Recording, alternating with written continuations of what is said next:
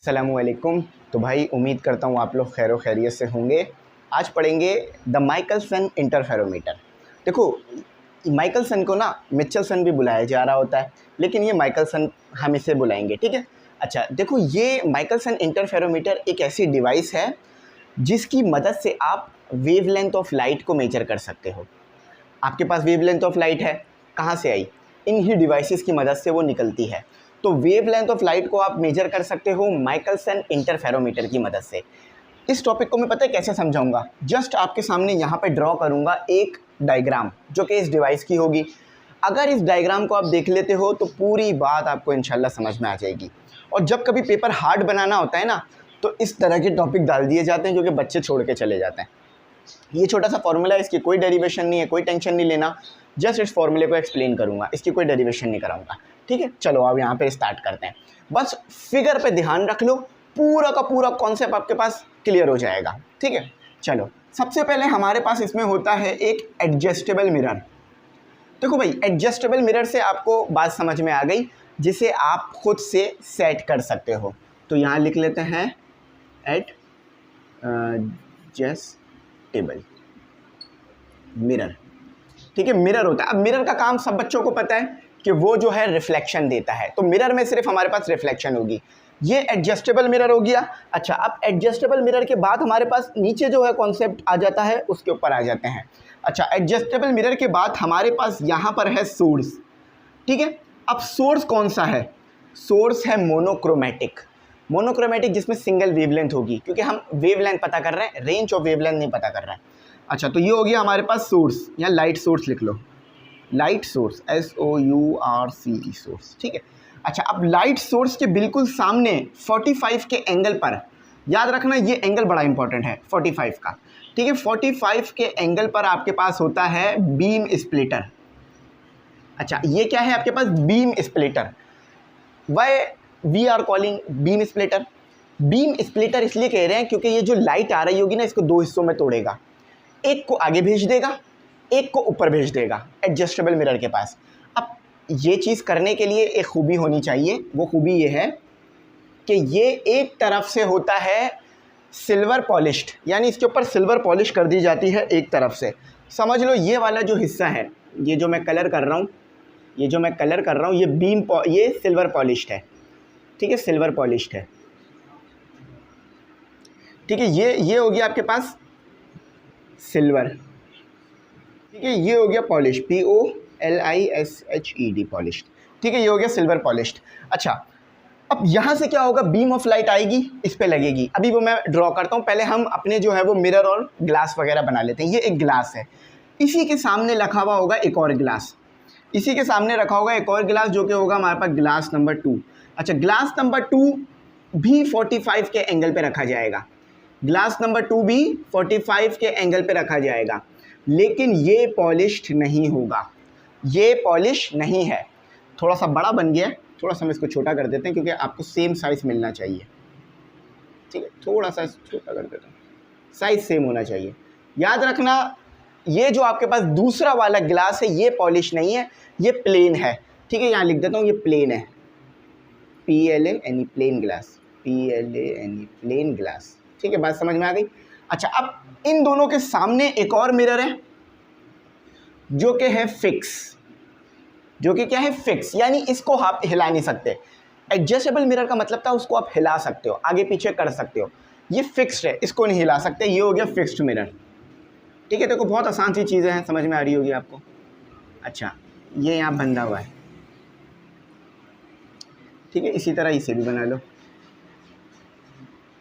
चलो, अब देखो होता क्या है। अब यहाँ पर है आपके पास आपकी आई, ठीक है। यहाँ पर आपकी आँख है, यहाँ पर अक्सर जो मतलब डायग्राम इसकी बनेगी ना, यहाँ पर आँख बना दी जाती है, ठीक है। समझ लो ये आपकी एक आँख है, ठीक है, जो ऑब्जर्व करेगी पैटर्न को। लेकिन अगर मैं आँख क्या ऑब्जर्व कर रही है ये देखना चाहूँ, तो आपकी आँख ऑब्जर्व कर रही होगी बेसिकली रिंग्स, ठीक है। रिंग्स क्या ऑब्जर्व कर रही होगी? आपकी आँख रिंग ऑब्जर्व कर रही होगी। समझ में आया? आपकी आँख क्या देख रही होगी? रिंग्स। अब होता कैसे है ज़रा मैं बताता हूँ। देखो भाई, लाइट सोर्स है, यानी इससे लाइट की रेस निकलेंगी। एक चीज़ बहुत इंपॉर्टेंट है, वो समझ लो। ब्लू कलर से मैं बनाऊंगा ब्लू से मैं बनाऊंगा रिफ्लेक्टेड रे, रिफ्लेक्टेड रेस, ठीक है, लाइट की रिफ्लेक्टेड रेस बनाऊंगा। और ब्लैक से मैं बनाऊंगा आपके पास, ब्लैक से मैं बनाऊंगा रिफ्रैक्टेड रेस, ठीक है, ये याद रखना। अच्छा अब देखो, सबसे पहले आपके पास लाइट आई, लाइट की एक रे आई। अच्छा अब जब लाइट की रे यहाँ पर पहुँची, मैंने बताया था ना ये क्या है, ये बीम स्प्लिटर है, यहाँ पे लिख लो BEAM, beam splitter, SPLITTER, splitter. और ये क्या है, कंपनसेटर, ठीक है, ये कंपनसेटर है। अब कंपनसेटर का मतलब क्या, बीम स्प्लिटर का मतलब क्या है, बीम जब इस पे आके लगेगी ये स्प्लिट कर देगा, दो हिस्सों में तोड़ देगा। दो हिस्सों में तोड़ने से क्या मुराद है, यहाँ पर आ गई आपके पास आपकी बीम, एक हो जाएगी आपके पास, क्या हो जाएगी, रिफ्रैक्ट, रिफ्रैक्ट यानी अंदर से गुजर जाएगी, तो थोड़ा सा रास्ता चेंज करके आगे जाएगी, ठीक है, ठीक है, ये लो, थोड़ा सा क्या हुआ आपके पास रास्ता जो है वो चेंज हुआ। अब क्यों चेंज हो रहा है, आपको पता है बेंडिंग ऑफ लाइट हो रही है भाई, बेंडिंग ऑफ लाइट में यही कॉन्सेप्ट आपके पास आता है। अच्छा बेंडिंग ऑफ लाइट यहाँ पर भी होगी। अच्छा यहाँ भी रिफ्रैक्शन हुई, यहाँ पर जाके आपकी लाइट लग गई, बात समझ में आई, यहाँ से रे आई, रे यहाँ से आई।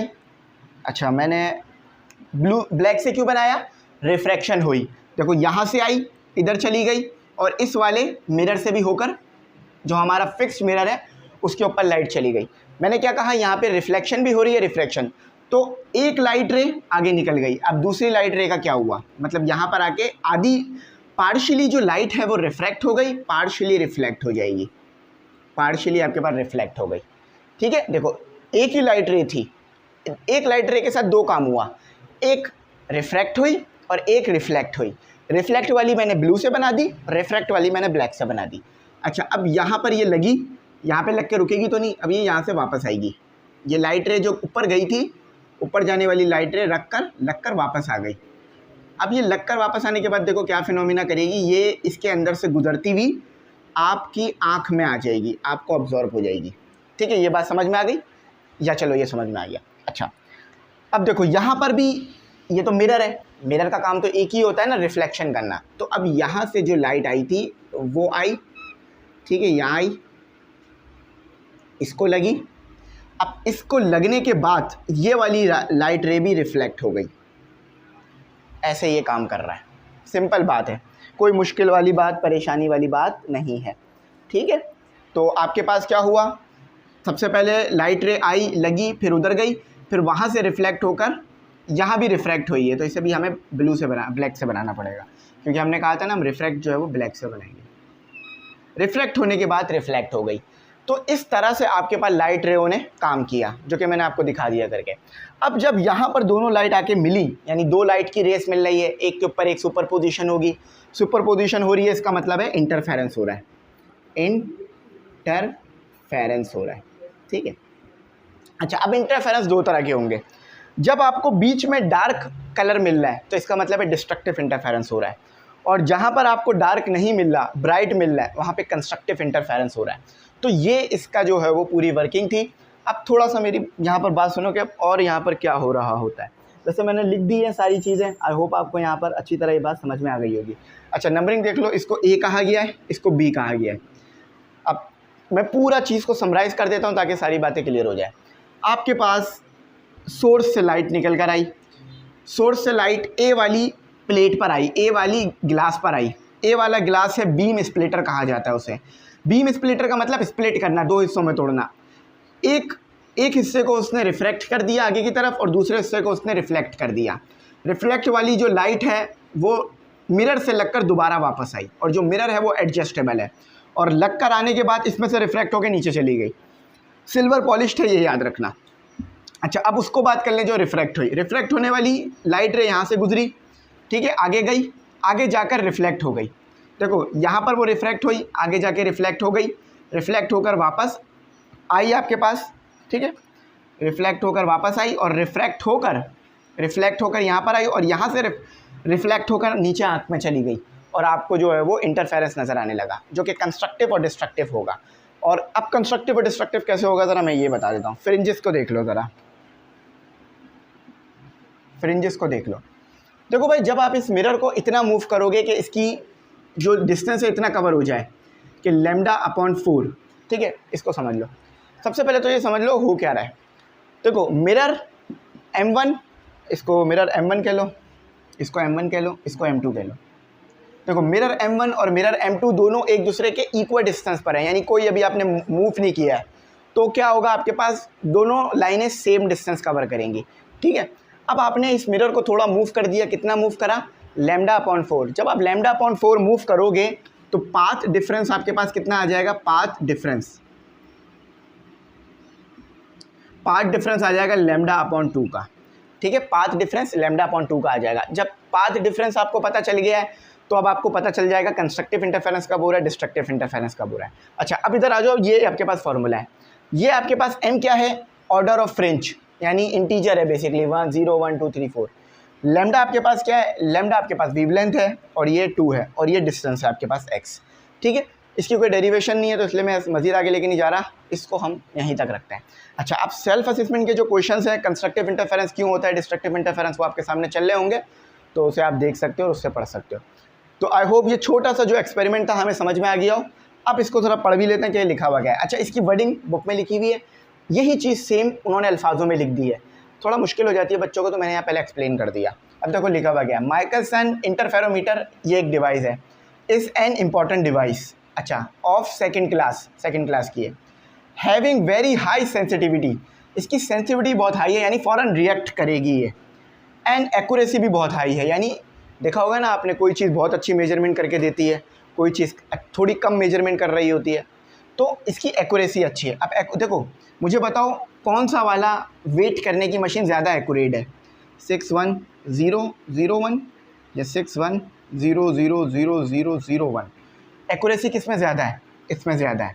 क्यों? क्योंकि ज़्यादा आपको आगे तक वैल्यू मिली, इसकी कम है, तो इससे जो आप लाइट की वेवलेंथ मेजर करोगे ना वो ज़्यादा अच्छी आएगी, ज़्यादा एक्यूरेट मिलेगी, ठीक है। To measure the wavelength of light, ये असल में ऑब्जेक्टिव है इसका, इस डिवाइस का असल ऑब्जेक्टिव क्या है, वेवलेंथ ऑफ लाइट को मेजर करना।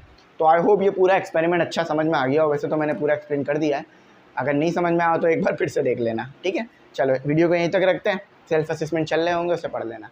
थैंक्स फॉर वॉचिंग, अल्लाह हाफिज़, कीमती दुआओं में ज़रूर याद